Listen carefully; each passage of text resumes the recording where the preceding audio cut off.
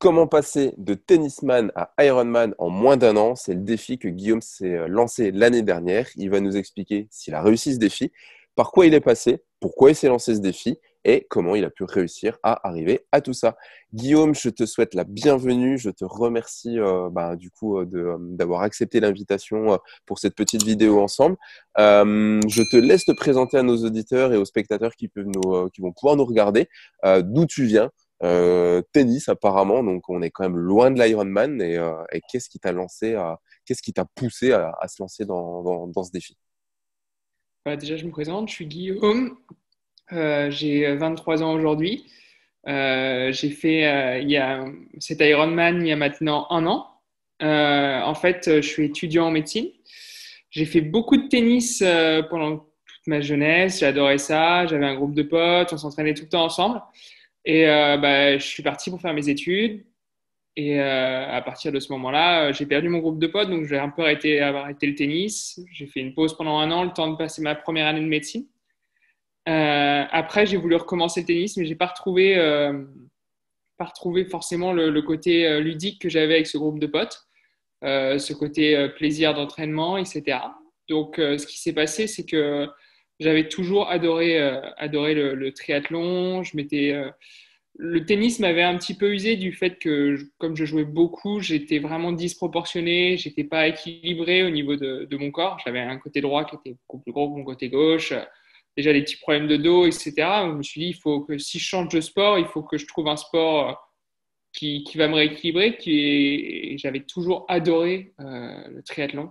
Je me souviens que pendant ma première année de PACES, j'avais regardé l'intérieur sport sur le Norseman de l'époque, que j'avais totalement accroché.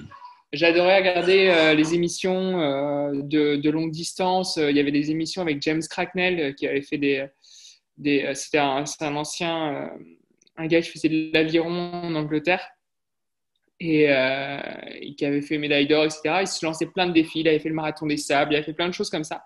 Et je me voyais bien tenter un défi comme ça. C'était vraiment un projet de vie que j'avais depuis longtemps. Et je me suis dit, à la fin de la première année de médecine, s'il y a un moment où je peux le faire, où j'ai un peu de temps avant de me lancer dans l'externat médical et l'internat par la suite, c'était maintenant. Donc tu sentais que c'était vraiment la problématique de temps pour toi, c'était quelque chose qui était important. Tu te voyais vraiment avant ou après, pas forcément avoir le temps de le faire. Et donc tu t'es dit, voilà, on était sur une année 2019. Et en 2019, tu dis, voilà, c'est la bonne année, on est parti, on y J'ai va. une fenêtre. J'ai une fenêtre, je l'attends. Yes. Parce que je sais pas combien de fenêtres j'aurai dans ma vie personnelle et professionnelle pour le faire. Donc je me suis dit, j'ai une fenêtre, on essaye. Yes. Ça, c'est important hein. Pour tous ceux qui nous regardent, Guillaume, il vient vraiment de dire un truc qui était intéressant. Donc, Guillaume, il est parti sur la conception de dire, OK, j'ai envie de me dépasser, de me surpasser, je change de sport. Et puis, du coup, bah, voilà, il y a ce défi de l'Ironman qui arrive. J'ai une fenêtre de tir au niveau temporel qui est cette année-là. J'y vais. On a beaucoup d'athlètes qui se mettent au triathlon, qui rêvent de faire de la longue distance ou de la distance Ironman, mais plus sur le long terme. Est-ce que du coup, tu as envie de leur dire déjà, est-ce que au moment où tu t'es dit ça, est-ce que tu as cru que c'était possible ou est-ce que tu avais quand même le doute? Et qu'est-ce que tu aurais envie de leur dire aujourd'hui, avant de nous raconter la suite? D'accord. En fait, je me suis dit que, bon, déjà, physiquement, j'étais pas forcément prêt, j'étais pas forcément quelqu'un qui était très solide, mais dans le sens que mentalement, je pense que je me sentais prêt. Je venais de passer un an à bosser tous les jours de 8h à 23h. Je connais. Et j'avais besoin de me vider la tête à côté, entre guillemets. Et donc, non, je me suis dit, peut-être que j'y arriverai pas. Et c'est pas la question. C'est pas la question. J'ai pas envie de dire, oui, je suis un athlète, je vais être capable de le faire. Je n'avais absolument aucune idée si je serais capable d'aller au bout parce que j'étais déjà pas un athlète et j'étais jeune. Enfin, je fais partie quand même des gens qui sont jeunes pour faire un Ironman. Et je me suis dit, de toute façon, donne-toi un objectif que tu n'es pas forcément obligé d'atteindre, mais fais-toi rêver un petit peu. Ça fait un an que les choses, tu peux que en rêver. Là, tu peux essayer de les atteindre, enfin. Enfin, c'était un objectif. Ça faisait un an que j'étais enfermé chez moi. Je me dis, là, si j'ai des moments où je peux essayer d'atteindre des objectifs de vie comme ça, bah, vas-y. Top. C'est hyper inspirant ce que tu dis. Franchement, je trouve ça chouette. Si vous nous regardez, enfin, je ne sais pas ce que vous en pensez, laissez-nous un message là dans les commentaires sous la vidéo.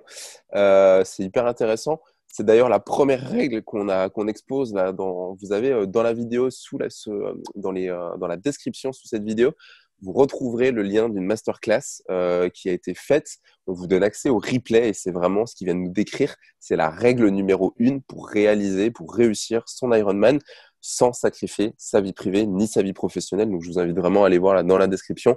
Vous retrouverez les 3 règles pour pouvoir réaliser son Ironman sans sacrifier sa vie privée ni sa vie professionnelle. Donc, c'est vraiment intéressant. Du coup, tu te dis, allez, on y va. Je rebondis juste sur quelque chose que tu as dit tout à l'heure et qui résonne en moi. C'était ce côté où tu avais un peu ralenti du coup le tennis. Tu as essayé de revenir, mais du coup, ben, tu n'étais pas forcément au niveau que tu avais avant. C'est quelque chose que je retrouve dans mon histoire personnelle parce que pour ceux qui me connaissent, j'ai fait entre 20 et 25 ans de haut niveau moi, en ski nautique. Et en 2000, maintenant 2013, il me semble, 2014, 2013, je me suis fait 5 fractures dans le pied en skiant. Donc c'était un peu dur. En plein été, 30 juillet, c'était compliqué. Et en fait, j'ai eu pas mal de séquelles, j'ai eu pas mal de douleurs. Et à ce moment-là, en fait, j'ai voulu l'année suivante remonter sur le ski. Sauf que j'avais peur, mon niveau avait baissé, j'étais plus performant comme je l'étais avant. Et du coup, j'avais vraiment pas mal d'appréhension. Et à ce moment-là, j'avais la possibilité de me dire, OK, comme tout le monde me disait, vas-y, continue pour le plaisir. En tant que compétiteur depuis tout minot, bah, je trouve que le plaisir, il vient quand même avec la performance. Et alors, la performance, elle nous est propre. Hein. C'est vraiment à chacun. Hein. C'est terminer un Ironman en 18 heures, c'est en faire un en 9h30, c'est courir 3 kilomètres. C'est vraiment, on est performant à son propre niveau. Mais du coup, pour moi, je prenais plus de plaisir à ça et je me retrouve vraiment dans ce que tu disais. Et donc, j'avais vraiment ce truc, OK, maintenant, qu'est-ce que je fais? J'étais jamais monté sur un vélo, j'avais jamais couru de ma vie parce que même à l'échauffement en ski nautique, aller courir, ça me passait par au-dessus. Et je faisais un sport qui durait, allez, entre 4 et 6 fois, on va dire 20 secondes. Donc, on est loin des sports d'endurance, on est loin de la distance Ironman. Alors voilà, pareil, j'avais entendu parler du triathlon, j'ai un patient qui en faisait, etc. Et je me suis dit pourquoi pas. Mais pour moi, c'était des fous les mecs qui faisaient Embrun, qui faisaient le Norseman. Et pareil, j'ai vu le reportage sur Intérieur Sport, mais je me suis dit, ils sont complètement tarés en fait, quoi. On est d'accord, ouais. On est d'accord. Mais au final, après, une fois qu'on l'a fait, est-ce que tu penses toujours ça?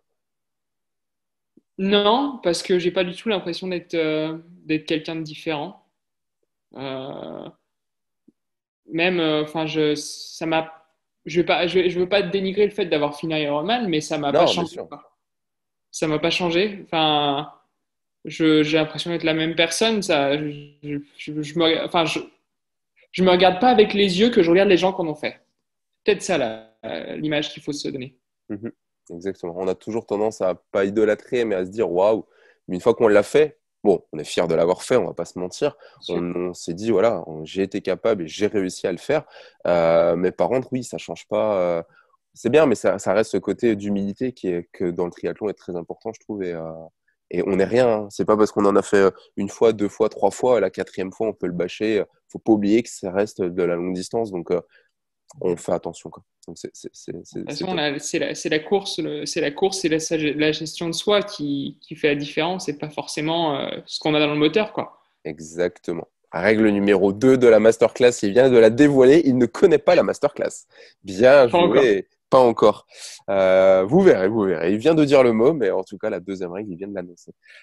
Top. Du coup, tu te dis, allez, vas-y, on se lance au triathlon. On se lance en moins d'un an, tu passes de zéro triathlon à un Ironman. Quelle problématique tu rencontres? Quelle peur tu as à ce moment-là? Et qu'est-ce que tu fais pour essayer de résoudre ce problème? Bah, la première chose que je fais déjà, en fait, j'avais déjà un vélo. Donc ça, c'était le point positif, qui était relativement correct. C'était mon cadeau que j'avais eu pour mes 16 ans.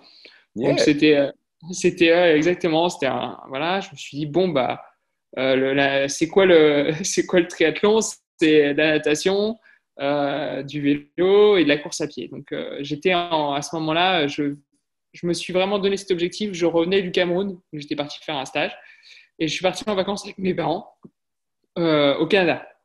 Et donc, du coup, on s'est mis à marcher, à marcher beaucoup là-bas. C'était assez sympa. Donc, quoi. Je me suis dit, bon, bah, allez, je marche, je vais voir un peu ce que ça donne. Et j'ai marché une journée de 30 km, j'avais des courbatures partout. C'était horrible. Je me suis dit, je vais jamais y arriver, c'est leurs ardents. Si je veux me lancer là-dedans, ça va être la guerre. Donc, à partir de ce moment-là, j'ai commencé à aller nager en mer pendant tout l'été, en fait, j'habite en Normandie, mais je suis étudiant à Lille. Et, euh, et donc, du coup, j'ai la mer qui est à 15 km en Normandie à peu près de ma maison. Donc, j'allais à vélo pour aller à la mer pour nager et je revenais à vélo, etc. Ça me plaisait, quoi. Ça me plaisait et je me suis dit, bah, continue, fais du volume. Mais la question, c'était, waouh, qu'est-ce que je dois faire comme volume pour préparer un Ironman ou même déjà un triathlon? Est-ce que je dois faire les distances? Est-ce que je dois pas faire les distances? Comment je récupère? Parce que oui, le tennis, c'est bien, mais d'un côté, bah, une fois que tu as fait ton match dans la journée, même si tu es resté 3 heures sur le court, euh, bah, finalement, si tu regardes, tu as passé sûrement 1 heure et demie debout à marcher, peut-être max, ou à rester ou au moins sur l'heure et demie, tu as eu au moins 1 heure et demie à marcher. Et tu as sûrement eu 20 minutes au moins assis sur ta chaise sur le bord. Tu te dis, tu as fait un effort de 3 heures, mais non, tu n'as pas fait un effort de 3 heures. Enfin, la récupération, je ne connaissais pas.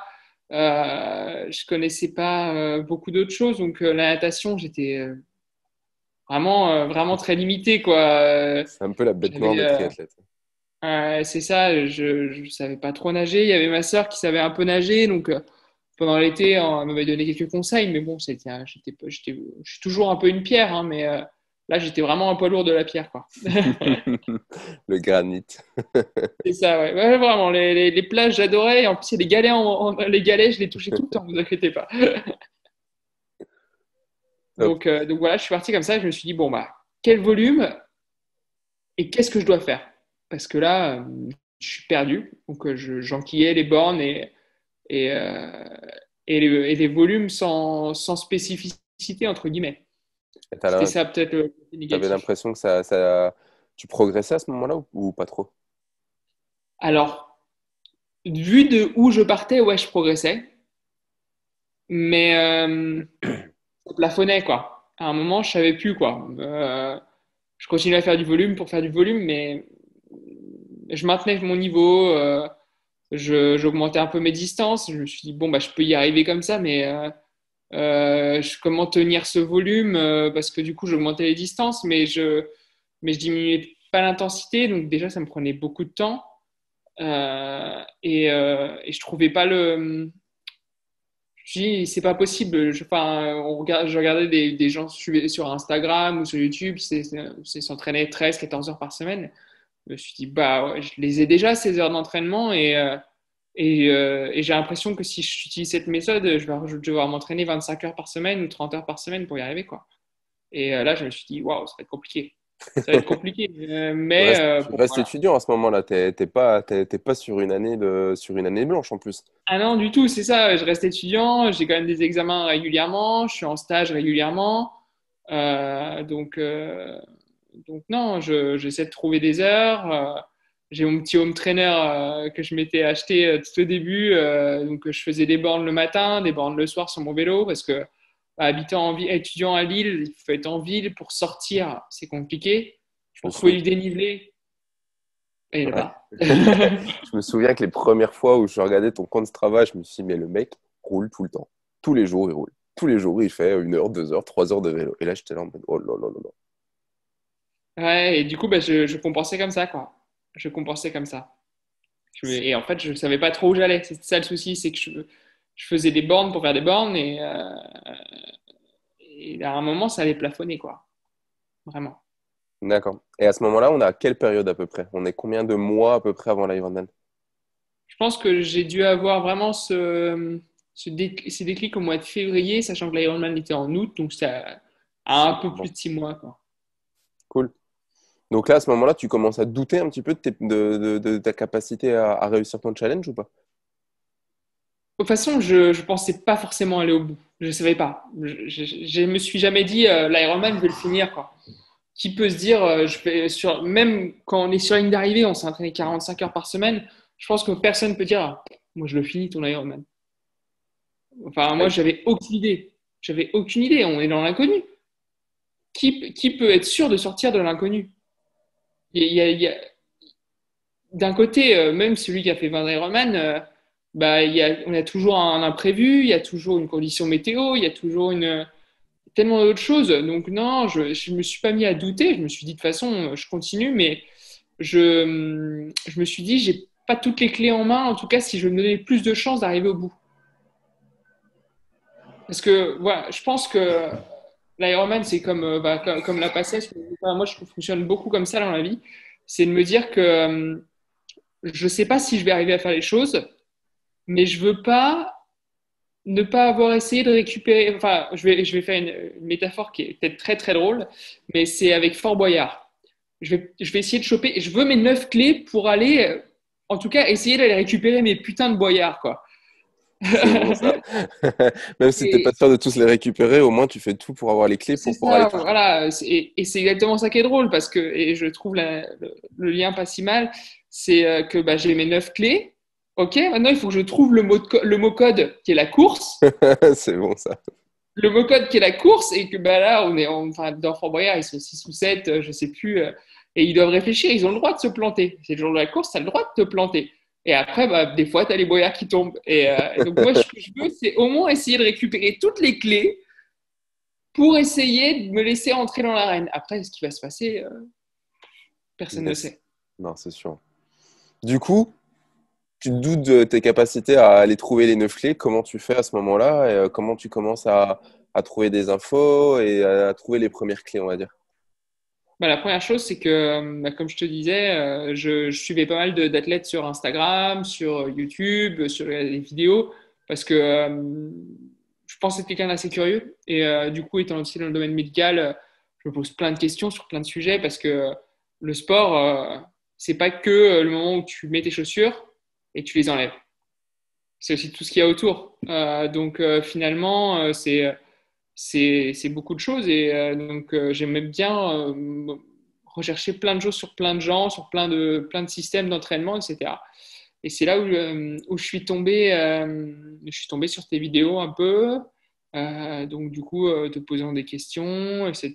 Bon, enfin, voyant que tu étais kiné, parce que c'est facile aujourd'hui surtout, je pense que c'est là où c'est très important de réfléchir, il faut, quand on voit quelqu'un sur Instagram ou sur YouTube parler de quelque chose, il faut vérifier qu'il a une certaine crédibilité. Même si c'est un super athlète, on connaît tous des super athlètes qui sont de très mauvais coachs ou des super athlètes qui, en fait, sont de très bons menteurs. Parce qu'il il y a pas mal de gens qui publient des choses sur les réseaux sociaux. Je t'avoue que je sais pas trop s'ils les font ou pas. Enfin, je suis pas là pour critiquer aussi bien, et ils le font tous, hein. Mais à ce moment-là, il y a vraiment des athlètes qui sont exceptionnels. Enfin, et qui, le jour de la course, sont rarement aussi exceptionnels qu'ils le. Ça, je peux pas juger parce enfin, une course, c'est une course. Ouais, bien Il sûr. peut se passer tellement de choses pendant que voilà. Mais en tout cas, et donc du coup, je chantais la crédibilité, que j'avais de la crédibilité vis-à-vis de ton métier, enfin au premier abord, et ensuite les premières fois où j'étais au téléphone aussi, j'ai senti que tu étais quelqu'un de passionné et passionnant. Donc moi, c'est tout ce que j'aime dans le sport, quoi. C'est la passion, c'est ce qui t'anime. De toute façon, si t'es pas passionné ou si tu fais ton Ironman pour raison X, parce que tu veux montrer aux gens, tu veux faire ci, tu veux faire ça, c'est pas ça. Il y a une certaine passion là-dedans. Exactement. Passion Je suis triathlon. passion, Voilà, c'est pas mal, mais passion triathlon, j'avoue. Mais c'est vrai que le nom passion triathlon est venu. Enfin, voilà, on s'est beaucoup posé la question au départ et il y a de tout, hein, mon coach de machin, mon coach de truc, mais si et ça, etc., etc. Mais passion triathlon, elle est bien, je trouve. Ça sonnait plutôt bien. Et, euh, et ouais, comme tu dis, bah, c'est vrai que c'est souvent ce qu'on nous dit dès que je passe du temps au téléphone ou en visio ou en coaching avec les athlètes. Ouais, on dit voilà, on sent que tu es passionné. Si aujourd'hui je pouvais faire que ça, des conférences, des trucs, des machins, moi ça m'irait quoi, inspirer les gens et non, ce serait chouette quoi. C'est chouette. Tu as tout à fait raison. Merci beaucoup en tout cas. Donc du coup, oui, c'est vrai que tu m'as contacté. C'était C'était au mois d'avril, si je me souviens bien. Je partais à Cannes, je crois, ou un truc comme ça, où on est à peu près autour de cette période-là. Et du coup, voilà, tu avais l'Iron qui était 4-5 mois après. Tu commences à te poser des questions sur. Donc, tu m'as posé des questions sur les programmes qu'on avait, etc. Et donc, à ce moment-là, moi, je t'oriente sur le programme 3.0. Et du coup, tu me rappelles une semaine après, ou même pas 3 jours après, en me disant non, mais en fait, finalement, je veux aller plus loin, je veux vraiment qu'on optimise tout ça, je veux pas me planter. Et, euh, et donc, tu rejoins la team à ce moment-là. Exactement, parce qu'à ce moment-là, il y a l'échéance triathlon, qui est une de mes priorités, mais ma priorité, c'est quand même mes études. Et je sais que j'ai examen au mois de mai et que avec le volume que j'ai dans les pattes, je vais avoir du mal à aller valider mes examens si je dois continuer à m'entraîner autant, quoi. Donc je me dis, il faut que je trouve une solution parce que il y a des gens qui ont réussi en s'entraînant moins que moi. Et, euh, et je suis pas là pour faire un temps, je suis pas là parce que ni quoi que ce soit. J'entendais des gens dire que c'était faisable autrement qu'en mettant 25 bornes, 25 heures par semaine, en roulant 180 bornes tous les week-ends, en se levant à 6 heures du mat pour faire ci ou ça le soir, etc. Je me dis, il y a des solutions, mais je les ai pas. Et à des moments, enfin, il faut être humble, il faut pas chercher. Il y a des gens qui sont meilleurs que nous pour tout ça. Il faut aller les voir. Enfin, en tout cas, essayer d'aller les voir et leur poser les bonnes questions, en tout cas. Et là, j'avais l'impression que, avec ce système-là, ça me permettait de mettre de côté toutes ces réflexions, en plus d'être forcément pas trop bonnes, parce que je suis pas du tout un spécialiste. Sur un entraînement, je dois faire un fractionné, je dois faire du long, je dois faire ci, je dois faire ça. J'avais pas d'appui, donc je me suis dit, il me faut un appui solide. Et ensuite, l'idée, ça serait d'avoir juste à aller courir et juste à aller nager et juste à faire du vélo. Et arrêter de se poser toutes les questions autour parce que sinon, j'y arriverais pas. J'y arriverais plus, j'aurais pas le temps. Ça prend la tête hein, au bout d'un moment. À toujours se Ouais, c'est poser des ça. questions, ça vide de l'énergie et c'est de l'énergie qu'on n'a pas forcément ou pour s'entraîner ou pour profiter de ses temps libres à côté, quoi. Ouais, pour bosser. Pour moi, c'était vraiment pour bosser mes cours parce que je me suis dit, si d'un côté, bon, le triathlon, je m'en foutais, enfin, je vais pas dire ça, mais si je vais pas au bout de mon Ironman, c'était pas mon but. Mon but, c'était d'essayer d'aller sur une ligne d'arrivée et de donner tout ce que je pouvais. Euh, et, euh, mais si je foire mon année de médecine et qu'en plus, enfin, je l'ai foiré entre guillemets pour rien, je me suis dit, j'aurais l'air un peu con quand même. J'aurais l'air un peu con. J'ai justifié auprès de mes parents, bah écoutez, j'ai essayé de faire un Ironman et j'ai essayé de valider une médecine. Et vous savez quoi? J'ai réussi aucun des deux.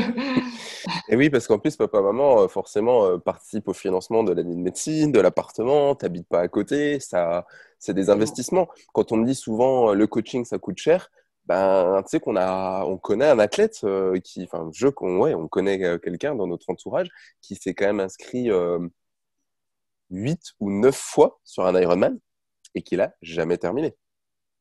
Je te parle pas des Ouais. distances L, je te parle que de la distance XXL au prix de l'inscription. Donc, on fait 8 fois 600 euros. Euh, Ouais. c'est un investissement quand même, quoi. Donc, il y en a qui ont le budget, hein, c'est cool, il n'y a pas de souci, hein, moi, aucun problème avec ça. Mais comme tu dis, derrière, ben voilà, t'as d'autres choses qui se mettent en place et puis la frustration que ça apporte derrière, quoi. Parce que planter une course, toi, l'année dernière, je fais Tours. Tours, je le fais un mois et demi avant le Norseman. C'était pas l'objectif, mais je voulais quand même le terminer parce que c'était quand même une distance XXL et je me dis, entre guillemets, au palmarès, voilà, c'est quand même cool. J'ai crevé 4 fois sur le vélo, quoi. Et à un moment donné, Je me souviens que j'étais au téléphone et tu m'as dit ça. c'était horrible. C'était horrible. Et, là, j'ai perdu 1h10. Donc, j'aurais pu faire plus d'1 heure de moins. Bon, c'est pas grave. Mais à ce moment-là, c'était la première fois de me dire, bah, vas-y, j'abandonne. J'ai plus le choix, en fait. J'ai plus le choix. J'étais au bord de la route. Il y avait l'arbitre à côté de moi. J'avais plus de quoi réparer. J'avais le pneu qui était ouvert. J'avais 3 chambres à air. Et là, tu dis, bah, j'arrête. Et là, je dis, ah, non, c'est pas possible. J'arrête pas. J'ai remis la chambre à air crevée, je suis reparti et je me suis arrêté à un poste de ravitaillement qui était plus loin, mais bon, j'ai mis du temps. Mais j'ai eu le petit passage à me dire, vas-y, j'abandonne. Ben, je me suis pas senti bien, quoi, parce que c'est pas dans mon état d'esprit. Et à ce moment-là, je me suis dit, même si, entre guillemets, j'avais pas le choix parce que c'était mécanique, bon, j'ai trouvé une solution. Donc ça a été top. Mais en tout cas, voilà, pour moi, c'était pas possible, quoi. Donc, ouais, non, planter le truc. Et en plus, comme tu dis, planter l'année de médecine, ça reste du sport. Donc, faut que ça reste quelque chose de passionné, de passionnant et qui nous motive au quotidien. Faut pas que ça commence à devenir une contrainte de tous les jours, comme beaucoup, derrière, on sacrifie sa vie de famille, sa vie privée. Certains sacrifient leur boulot pour pouvoir aller s'entraîner, etc. Et je trouve ça dommage. Ça reste un sport avant tout, quoi. Un beau sport, mais ça reste un sport. Cool. Du coup, tu attaques la prépa avec nous. Ouais. Comment ça se passe et qu'est-ce que ça t'apporte par rapport à tout ce que tu as fait? Parce que bon, tu t'es quand même entraîné plusieurs mois tout seul. Et qu'est-ce que ça t'apporte déjà à ce moment-là? Déjà, j'arrive, je vois le programme de la première semaine et je me dis, waouh, je divise mon volume par deux. Qu'est-ce qui se passe? C'est les vacances. Ah, ouais, c'est presque ça. Et au bout donc je fais la première semaine. Je trouve ça super intéressant. Déjà, en question natation, tellement perdu parce que, en fait, moi, j'allais à la piscine, je nageais 3 bornes et je repartais. J'avais toujours fait ça parce que je savais pas faire autre chose. J'avais jamais pris de cours de natation ni quoi que ce soit. Donc déjà, je découvre les séances de piscine.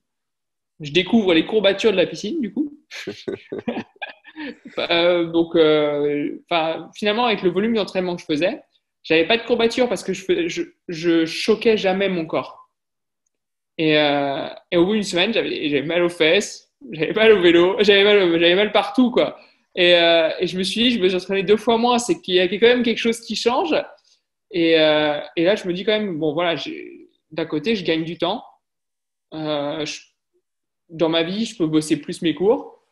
Euh, je- c'est bien organisé. Et je m'en sors pas trop mal. Enfin, c'est un peu plus dur, mais c'est sympa. Enfin, c'est un peu plus ludique. C'était vraiment ce côté ludique en natation. Bah, il y avait ce côté, je fais 50 mètres, je m'arrête peut-être un petit peu, je réaccélère, je ralentis, je fais des fractionnés, mais les fractionnés, c'est pas les mêmes tous les jours. C'est plutôt cool. Parce que bon, moi, avec ma liste de 3 fractionnés par semaine, j'avais pas beaucoup d'inventivité, quoi. Enfin, je faisais un 30-30, un 45-15 ou des trucs comme ça. Enfin, j'avais pas beaucoup d'inventivité. Donc là, je me dis, bon, bah, c'est pas mal. C'est pas mal, je continue. Et à ce moment-là, je pense que je dois arriver sur mes premières échéances aussi du triathlon S. Non, j'ai fait un M d'abord. Et j'avais mon deuxième trail de 35 km. C'était la première fois que j'allais courir 35 km. Et j'avais un mois et demi plus tard mon premier Alpha Ironman, du coup, c'est pas un Alpha Ironman, c'est le triathlon international de Deauville en distance L, mais qui a un triathlon qui est assez connu quand même et Ouais, qui a un petit peu de connaissances. L'avantage, c'était juste à côté de chez moi en Normandie, donc voilà. top, top. Du coup, hop, attends, je coupe ça. C'est une question qu'on nous pose souvent aussi. Quel niveau de base faut-il avoir pour réaliser un Ironman? Comme on a vu, on est sur une première année de triathlon et du coup, tu te lances directement sur la distance Ironman. Et on nous dit souvent, ouais, combien de L faut préparer, etc. Est-ce qu'il faut passer par toutes les distances? C'est une des clés qu'on parle dans la masterclass. Donc, vous retrouvez le lien juste en dessous de la vidéo. Vous avez tout ça, on vous explique tout. Donc, tu as quand même fait un M, un L. Donc, c'est déjà pour voir un peu ce qu'est le triathlon, pour pouvoir enchaîner les trois sports et voir un peu aussi la notion de transition, etc., etc. Ça permet Exactement. de pouvoir voir un petit peu tout ça, quoi. Ça, c'est le premier triathlon, oh, waouh, c'était particulier. C'est-à-dire, C'était particulier. Bah, je suis parti en fait sur un M. Ça devait être au mois d'avril. Ouais, je pense que c'était au mois d'avril, en Normandie, à Pont-de-Mer, en lac. Et là, en fait, en tant que triathlète, on a tous entendu parler du bouillon du départ. hmm. Eh ben, je me suis fait bouillonner. J'avais l'impression d'être la petite macaroni quand tu fais cuire tes pâtes qui sautent dans tous les sens, qui est en milieu mais qui avance pas. C'était horrible. Mais du coup, c'était bien parce que je me suis dit, waouh, heureusement que j'ai pas vécu ça le premier jour, quoi, le jour de mon Ironman. Enfin, enfin, avec tout le respect que je dois, je pense qu'on est obligé, pas obligé, mais au moins de connaître l'ambiance, de savoir comment Ouais, organiser bien son sûr. matériel auprès de son vélo, etc. comment en tirer une combinaison. Enfin, c'est des sensations qui sont très particulières. L'enchaînement course à pied, natation, course à Ouais, pied, vélo, du coup, parce ouais, bien qu'on sûr. court jusqu'à son vélo. Exactement. Euh, c'est une sensation qui est assez particulière. Donc, je pense qu'il faut faire un petit peu de course avant. Donc, ouais, j'ai fait un M. Et donc, je me suis fait bouillonner. Et surtout, j'ai été horrible parce que enfin, ces jours-là, on ne sait jamais trop la météo qui va faire. Et il faisait 14 degrés. Donc, tu sors d'une eau à 15-16 degrés. Tu t'enlèves ta combi. Il y a du vent. Il pleuvait. Il faisait 14 degrés. Et là, tu te retrouves sur ton vélo. Et tu te dis, ça va être... Tu te les gèles. Et c'était pas très chaud parce que du coup, j'étais pas forcément préparé à tout ça. Et voilà. Donc, c'était intéressant. C'était une très bonne première expérience Yes. parce que j'étais dans l'inconnu. C'est ça, hein, le but, c'est pas de faire 15 triathlons longue distance pour apprendre, etc., etc., comme beaucoup disent avant de se lancer sur l'Ironman. A contrario, c'est pas je m'entraîne 3 mois et je fais un Ironman. Donc, il y a un juste milieu. On peut faire un M, un L avant ou commencer par un longue distance avant l'Ironman, faire une ou deux courses en plus à des courses préparatoires spécifiques, à des fins de cycle spécifiques. Ça, c'est important. Il y a trop d'athlètes tous les ans qui prévoient un planning de courses toute la saison parce que bah, ils kiffent aller faire des courses. Sauf qu'à un moment donné, ben, on crée de la fatigue et les courses, elles n'arrivent pas forcément au bon moment dans la préparation. Donc, c'est important de revenir en amont, de caler en fonction de la date de l'objectif principal, de caler les cycles de l'entraînement et ensuite de caler les courses préparatoires en fonction de ces cycles à des dates spécifiques. Donc, ça, c'est important. Mais encore une fois, comme tu l'as dit, ça te permet d'apprendre te lancer sur un Ironman sans être allé alors à Vichy, comment on appelle ça? C'est un départ par vague, mais Ouais, c'est un rolling start. Donc tu te retrouves pas dans le bouillon avec 1200 personnes, mais la première fois que tu te retrouves, moi première Ironman, c'est à Embrun, il est 6 heures, il fait une nuit noire, on se retrouve à 1200 triathlètes à partir dans l'eau. Si j'avais fait ça pour un premier triathlon, je pense que je l'aurais pas très bien vécu, quoi. Dans la nuit, à rien voir, avec du monde de partout. Moi, je suis parti sur mon premier Iron en me disant, ça va partir tranquille, c'est un Ironman, on y va doucement, quoi. Putain, ça partait dans tous les sens. Ça partait aussi vite qu'un M ou qu'un L. Je me suis dit, oh là là là là là là, mais dans quoi je suis parti, quoi. Donc non, non, comme tu dis, c'est important. Et puis, ça te permet de découvrir. Et puis, l'ambiance du triathlon, de prendre tes repères. Ça, on le dit souvent, la transition. On dit que c'est la quatrième discipline du triathlon. Sur un Ironman, de perdre 1 ou 2 minutes sur une transition, c'est pas grave.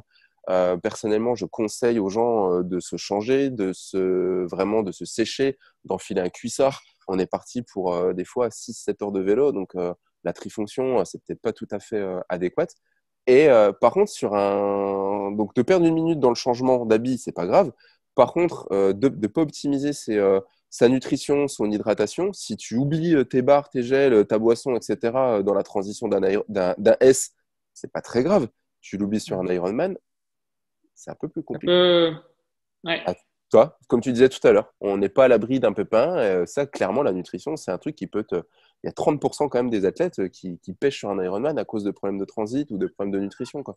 C'est quand même énorme. ouais, Donc, si on peut enlever cette partie-là parce qu'on l'a travaillé en amont, parce qu'on l'a répété et que c'est vraiment optimisé, donc c'est l'intérêt. Et d'avoir du monde autour de soi qui t'explique, qui va te le dire, tu fais ça, tu fais ça, tu fais ça, tu fais ça, et au moins, tu es sûr de rien oublier. C'est hyper intéressant, quoi. ouais, Comment ça, tu... pardon.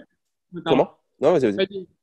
Et surtout, ça permet toutes ces petites courses-là, de faire des tests alimentation, nutrition, savoir comment ton corps se comporte, parce que c'est pas quelque chose d'évident. Il y a beaucoup de gens qui sont soumis à ces problèmes digestifs lors de courses, de longues C'est clair. courses. Moi, je sais que passer les 20 km, C'est c'est clair. pas forcément facile au niveau digestif. Donc, ça, il faut pas avoir honte d'en parler en plus, parce qu'on est beaucoup, je pense, à connaître ça. Et donc, savoir comment adapter. On a toujours des solutions, ça, c'est cool. Mais pour avoir les solutions, il faut avoir testé les possibilités de régler ces solutions. Donc, c'est pour ça aussi que ces courses-là sont là, je pense. Yes. On le teste à l'entraînement, mais la course est quand même différente de l'entraînement. Donc, les tests se font à l'entraînement et sur les courses préparatoires, quoi. Le jour J, il n'y a pas d'improvisation. Je le répète, je le redis, pas d'improvisation le jour de la course. C'est hors de question, quoi. Si on veut vraiment que tout se passe bien, L'imprévu, c'est la course, c'est pas la préparation, c'est pas ce qui est. Ouais. mm, exactement. Du coup, on arrive à Vichy. Dans quel état d'esprit tu es? Bah, je me dis, bon, bah, je me suis entraîné tout l'été en Bretagne. Il fait entre 18 et 20 degrés. C'était le pire été que j'avais jamais connu de ma vie en Bretagne. Je faisais mes courses le matin, je courais avec un pull, il y avait de la pluie, etc. Toute la France était en canicule. Sauf la Bretagne. J'arrive à Vichy, il doit être 16 heures la veille. Donc je vais récupérer mon dossard et je transpire à grosses gouttes. Mais il faisait 40 degrés. Genre, je me suis dit, mais comment je vais vivre ça demain, etc. Mais bon, dans le sens que je me dis, bon, bah, de toute façon, c'est exactement ce que je disais tout à l'heure sur les clés de Fort Boyard, c'est que bah, les clés, en tout cas, j'ai tout donné pour les avoir, quoi. J'ai mis toutes les chances de mon côté. Maintenant, c'est les imprévus de course, c'est comment mon corps va réagir, comment je vais réagir psychologiquement. Parce que peut-être qu'au bout de 3,8, enfin, je pensais pouvoir quand même finir la natation, mais je me suis dit, peut-être qu'au bout de 20 bandes de vélo, j'aurais pu de jus, quoi, on sait jamais. Bah, à ce moment-là, bah, faut pas, je me disais pas, je m'autorisais à abandonner, mais dans le sens que, bah, il faut pas que je m'inquiète parce que j'ai pas de recul là-dessus, donc, vas-y, qu'est-ce que tu as à perdre? Ouais. Et du coup, j'y suis allé. Bon, voilà. J'ai essayé de mettre toutes les chances de mon côté et je suis parti sur la course le matin. Après m'être réveillé, j'avais la chance que ma maman, bah, j'avais 22 ans à l'époque, donc m'a accompagné sur la course. Donc, elle était toute mignonne, elle s'occupait bien de moi. Donc, c'est un énorme avantage. Et je pense que c'est quelque chose qui est extrêmement important pour quelqu'un qui va faire un Ironman ou qui va essayer de faire une performance, parce qu'on va rappeler qu'une performance, c'est une performance par rapport à ce qu'on fait, et on peut faire une performance qui est aussi bien intellectuelle que physique, ou même psychologique. Donc, bah, c'est toujours bien d'avoir une aide, peu importe quelle qu'elle soit, mais parfois même un sourire, ça peut relancer, quoi. C'est clair. Les gens qui sont à côté, au bord de la route, qui t'applaudissent, tu sais pas pourquoi, tu les connais pas, et ça te redonne ça te Ouais, remet du carrément. baume au cœur. Et parce qu'il y a des moments, on va pas se mentir, hein, t'es pas bien, quoi. Et ces petits moments-là, même si c'est pas tes proches, les gens, ils sont là, ils sont géniaux. Et sur un Ironman, si t'es tout seul, c'est pour ça que un jour, je me dis quand même peut-être aller à Roth. Roth, je sais pas si tu connais, Ouais. c'est Ouais, il en paraît que c'est Allemagne. un triathlon en Allemagne, c'est Apparemment, celui où il y a le plus de- ouais, c'est ça, ouais, les Allemands sont dingues. T'es comme dans une étape du Tour de France, ils sont tous là, ils s'écartent au fur et à mesure que tu avances. Et tous les gens qui en parlent disent que c'est une expérience à vivre au moins une fois, quoi. Donc, J'ai eu cette chance-là sur le triathlon international de Deauville. Il y a une côte qui s'appelle la côte du Saint-Laurent, je crois, là-bas. Et elle monte à 18% sur 500 mètres, même pas à 400 mètres peut-être. Et du coup, j'avais eu cette expérience-là. C'était fou. C'était fou. Il y avait deux tours de vélo. Et donc, du coup, j'avais fait le premier tour. Et le deuxième tour, j'avais rien à foutre. Je voulais juste remonter la côte parce que ça me faisait plaisir de voir les gens. Enfin, j'avais l'impression c'est dingue, hein? enfin, même si j'allais à 2 à l'heure, les mecs marchaient à côté de nous pendant qu'on montait la côte. Mais Ouais, c'est clair. C'est c'était clair. super sympa. C'est dingue. Mais moi, c'est un truc, enfin, j'ai encore du mal à comprendre, quoi. C'est que, tu vois, en Embrun, on arrive au parc à vélo à 4h30, 5h du matin. Il y a des spectateurs qui sont là. À 6h, tu pars, t'as des flashs, t'as des lumières, t'as des appareils photo, t'as tous les flashs sur les côtés. Et tu dis, mais il y a des gens, il y a 500 personnes qui se sont levées tôt pour nous voir. Mais ils sont fous, en fait. C'est qui le plus fou au final de l'histoire? C'est nous qui allons partir pour la journée ou c'est eux qui viennent C'est nous les animaux en cage, c'est pas l'inverse. et ça, mais encore, enfin, s'il y a des spectateurs qui nous regardent, mais merci, continuez, les bénévoles également sur les courses, Ah, de ouf. c'est ce qu'il y a de plus beau et c'est pour ça qu'on fait ça. Et toi, au Northman, il y a moins de monde, donc, et il n'y a pas ce côté sur le bord où il y a autant de monde, donc c'est vrai que c'est dommage. Par contre, il y a toutes les voitures suiveuses des athlètes, on retrouve un Ouais. petit peu ça, mais c'était différent, quoi. En Brun, j'avais vraiment vécu une super. Et Tours, oh, la course à pied à Tours, le marathon, c'était incroyable. Il y avait tellement de monde l'après-midi sur les bords de Loire, c'était impressionnant. Mm. Et ouais, c'est hyper motivant, quoi. Et c'est aussi pour ça, vivre cette expérience, c'est incroyable. C'est incroyable. Bon, du coup, le vélo se passe. Alors, la natation se passe avec petit accro, malheureusement. Ouais, c'est un accro au niveau du balai, genre, on va dire. Ce qui s'est passé, c'est que j'avais perdu un peu de poids avec la préparation, etc.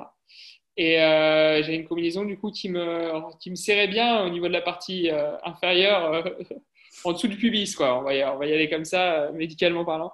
Et donc, au bout de la moitié de la natation, j'avais une douleur, etc., pas très agréable. Et en sortant de la natation, j'ai mis 5 minutes à essayer de me remettre parce que j'avais vraiment, vraiment mal au niveau d'entre les jambes. Ça avait serré, c'était horrible. C'était horrible. Donc, du coup, j'ai perdu peut-être 10 minutes sur ma première transition. Mais comme tu disais, il ne faut pas se précipiter sur les transitions parce que la transition, c'est comme du coup, c'est comme une repréparation à chaque fois à une course, quoi. Donc, à partir de ce moment-là, si je partais en ayant mal, bah, autant pas partir. Enfin, si je fallait que je me donne toutes les chances d'être le mieux possible sur le vélo, parce que pour moi et de ce que tu m'avais expliqué, c'était que le vélo, c'était pas forcément le plus important au niveau temps ni quoi que ce soit, mais par contre, c'est qu'on jouait notre course à pied sur le vélo. Et que si je souffrais trop à vélo, j'aurais je pourrais pas me donner la chance d'enquiller, d'essayer de faire un marathon sur la course à pied, quoi. C'est clair, beaucoup explosent, hein. Beaucoup mettent tellement de jus sur le vélo, ils vont gagner 10 minutes, mais par contre, ils vont perdre trois quarts d'heure sur le marathon, quoi. Donc, le ratio, à un moment donné, on voit beaucoup d'athlètes qui sont capables de te sortir, même chez des femmes, un 30 de moyenne à vélo et faire un marathon en 5 heures, quoi. Et là, tu dis, le ratio, il est pas normal. Être capable de rouler à cette vitesse-là à vélo et pas être capable et courir à moins de 10 km/h sur le marathon, 9 km/h des fois, bah, c'est qu'il y a un problème, quoi. Il y a vraiment un ratio entre la vitesse vélo et la vitesse course à pied qui est pas bonne parce que tu laisses trop de jus, quoi. C'est comme les gros costauds à vélo qui emmènent du braquet et qui travaillent de la force à vélo pendant 180 bornes. Bah, à pied, ils avancent plus, quoi, en fait. Ils Ouais, ils sont ont plus lourds, ils de. s'écrasent et ils Ouais, ont plus les capacités musculaires. Tu sais ce que c'est, hein, donc vraiment, c'est important, quoi. Donc le vélo se passe, tu termines 680 km, tu pars sur le marathon. Comment tu vis le marathon? alors, déjà, je finis le vélo et j'ai bu 6 litres d'eau, je pense, sur le vélo. Je me dis, c'est un truc de dingue, je transpirais C'est comme chaud, hein. un fou. J'étais plutôt très content de mon vélo. J'avais roulé très correctement. Je sais plus, je crois que j'avais été entre 27 et 30 km/h. Je ne sais plus du tout. Ça fait un an. Mais j'étais plutôt content. J'avais plutôt bien vécu. J'avais vraiment vu des super paysages. Enfin, j'aime beaucoup ce côté dans le triathlon aussi, c'est de découvrir le lieu dans lequel on va. Et j'avais vraiment découvert des super paysages, etc. J'avais même rigolé une fois ou deux avec des mecs qui faisaient la course, quoi. Quand tu les doubles, enfin, il y avait un mec, je pense qu'on s'est doublé 5 fois.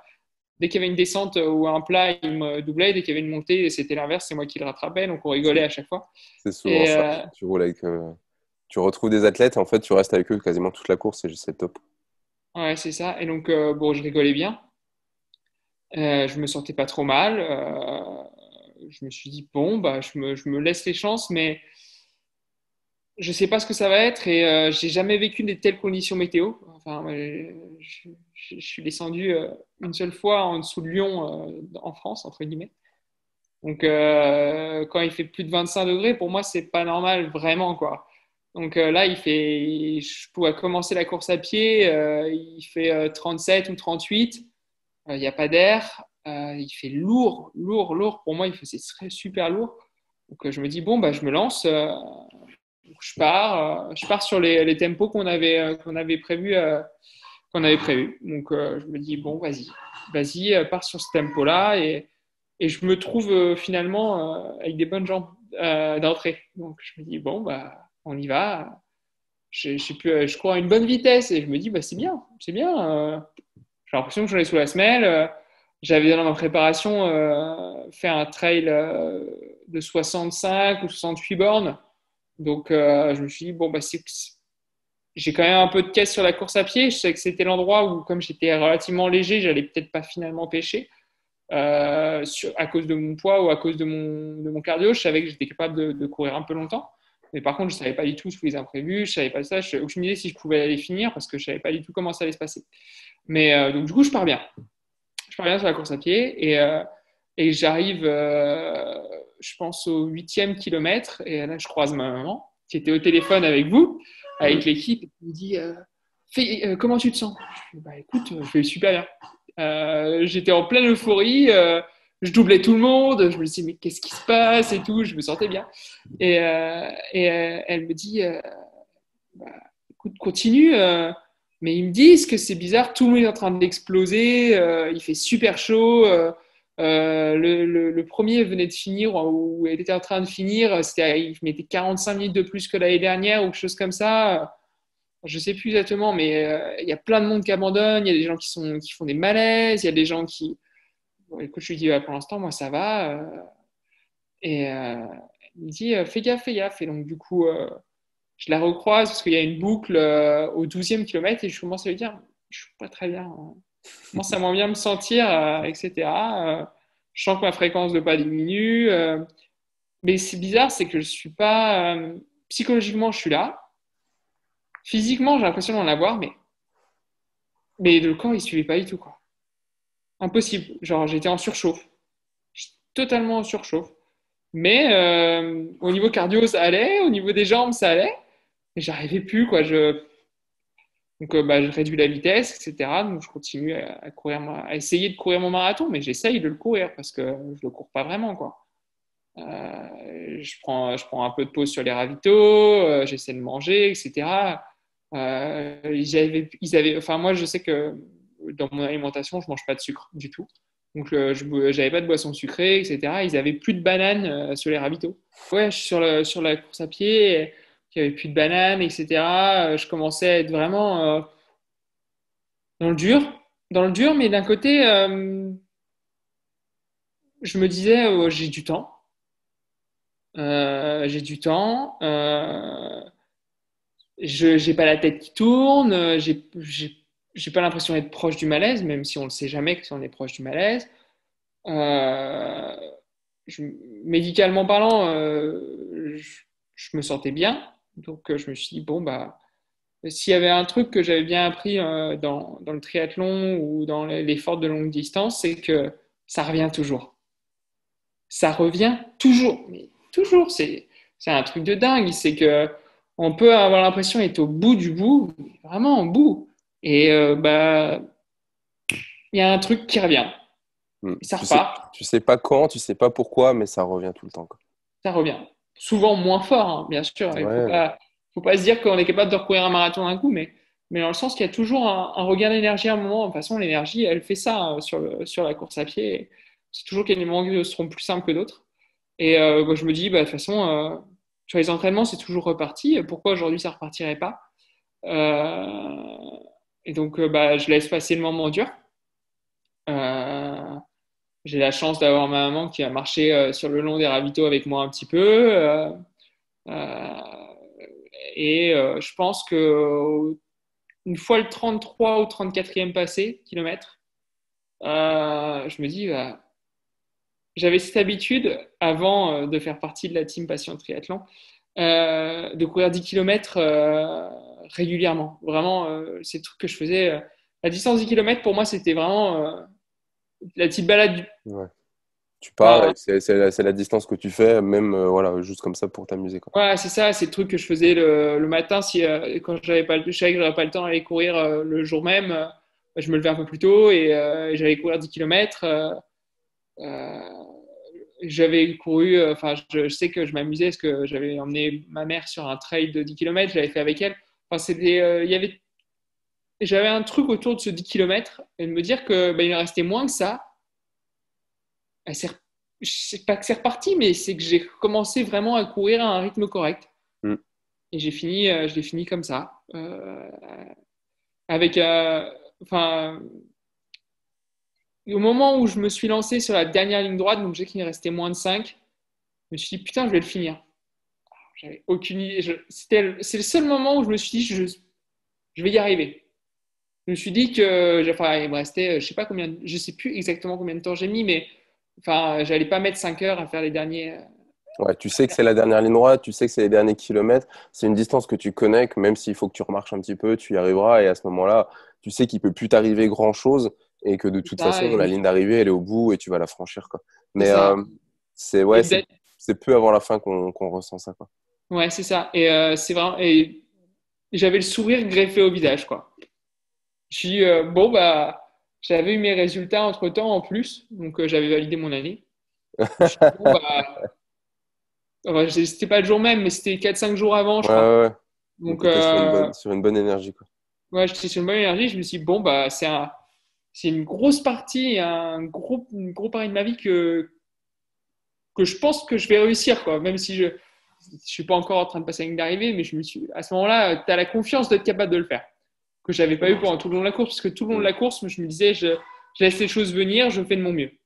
Et Yes. là, c'était vraiment, c'était plus, je regarde un petit peu devant moi, step by step. Là, c'était vraiment, je regarde la ligne d'arrivée dans ma tête. Énorme. Trop bien. Top. Bon, écoute, c'est génial, hein. Donc, beau défi de réaliser. Si tu devais, pour conclure, enfin, je vais, tu nous diras juste après, juste, voilà, comment, s'il y a des gens qui nous regardent, enfin, les gens qui vont nous regarder plutôt, si tu devais leur dire quelque chose, voilà, qu'est-ce que ce serait? Et voilà, on parle à des gens qui veulent se lancer sur la distance Ironman, qui l'ont peut-être déjà fait, mais voilà, ou qui savent pas trop. En tout cas, ils veulent se lancer. Voilà, qu'est-ce que tu leur conseillerais? Bah, déjà, d'avant tout garder du plaisir à l'entraînement.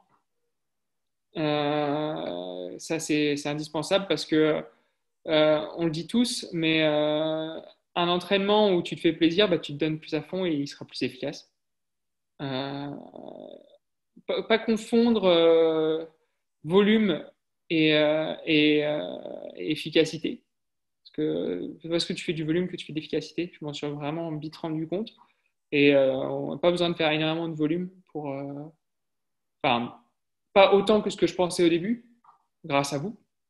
Euh, faire attention à soi, parce que, comme je disais tout à l'heure, le sport, ok, c'est pas que le moment où tu enlèves et tu mets tes baskets, quoi. C'est aussi tout ce qu'il y a autour. Euh, D'un point de vue médical, je parlerai toujours nutrition, je parlerai toujours blessure, etc. Mais c'est aussi bien se sentir dans ses baskets. Ça, c'est super important. Parce que les baskets, on les met pour courir. Et si tu te sens pas, l'expression, elle est vraiment là. C'est que si tu te sens pas bien dans tes baskets, bah, tu vas pas bien courir. Alors que si dans la vie de tous les jours, bah, tu te sens pas bien dans tes baskets, tu as des problèmes avec ta femme ou ta copine, tes enfants, etc.